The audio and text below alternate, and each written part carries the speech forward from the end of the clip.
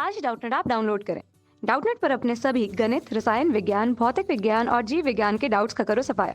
बस प्रश्न की फोटो खींचो, एक ही प्रश्न को क्रॉप करो और तुरंत वीडियो सोल्यूशन पाओ। अभी डाउनलोड करें। हेलो दोस्तों, हमारे पास एक प्रश्न है जिसमें पूछा गया है ध्वनि तरंगे किस प्रकार की तरंगे होती है। तो जो ध्वनि तरंगे होती है वह एक प्रकार की अनुदैर्घ्य तरंग होती है। अनुदैर्घ्य तरंग का तात्पर्य एक ऐसी तरंग जिसे एक स्थान से दूसरे स्थान में गति करने के लिए माध्यम की आवश्यकता पड़ती है। यानी कि अगर इस तरंग को हम एक चित्र के माध्यम से समझे तो मान लीजिए कोई माध्यम है और यह माध्यम में उपस्थित कण है। तो यह कण की दिशा हमें कैसी दिखाई दे रही है? यह कण की दिशा हमें तरंग संचरण की दिशा के समांतर दिखाई दे रही है।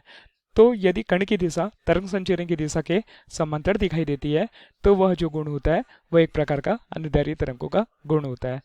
तो यह जो कण होते हैं आपस में एक दूसरे से टकराकर किसी ऊर्जा स्रोत से ऊर्जा प्राप्त करके टकराते हैं, कंपन होते हैं और एक माध्यम बनाते हैं। कहने का तात्पर्य यह है कि मान लीजिए यह कण की स्थिति है। यह पहला वाला जो कण है किसी स्रोत से ऊर्जा प्राप्त करेगा। ऊर्जा प्राप्त करने के पश्चात यह जो कण होगा दूसरे कण से जा टकराएगा। टकराने के पश्चात इनके मध्य में कंपन होंगे और कंपन होने के पश्चात यह एक माध्यम बनाएगा जिससे ध्वनि तरंग अपनी गति प्राप्त कर पाएगी। इसी प्रकार यह कणों की संख्या हम n मान लेते हैं, यानी कि किसी माध्यम में बहुत सारे n प्रकार के कण उपस्थित हैं। तो यह कण इसी प्रकार आपस में टकराएंगे, कंपन होंगे और यह क्रिया लगातार एक निरंतर क्रम में चलती चली जाएगी जिससे एक माध्यम बनते जाएगा। तो इस प्रकार का माध्यम एक अनुदैर्घ्य तरंगों के गुण को दर्शाता है। अर्थात हम बोल सकते हैं कि ध्वनि तरंग किस प्रकार की तरंग है? वह एक अनुदैर्घ्य तरंग है। क्यों अनुदैर्घ्य तरंग है? क्योंकि अनुदैर्घ्य तरंग के जो कण होते हैं उनकी दिशा तरंग संचरण की दिशा के समांतर होती है, जैसे कि हमें चित्र के माध्यम से पता चल रहा है। धन्यवाद।